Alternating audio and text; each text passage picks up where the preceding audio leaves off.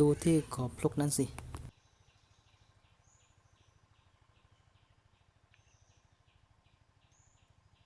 สิ่งนี้คือสิ่งที่ถูกสร้างด้วยหนอนชนิดหนึ่ง มันจะหาวัสดุเล็กๆจากเศษไม้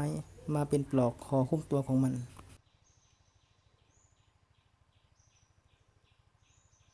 เดี๋ยวลองหยิบมันขึ้นมาดูข้างใต้ของมัน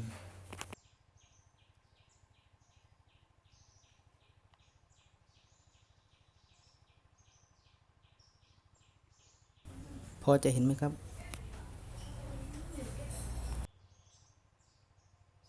มันตัวเล็กมาก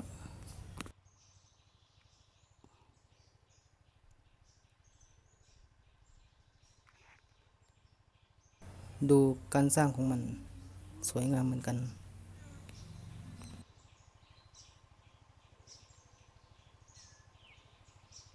เป็นเกลียวสวย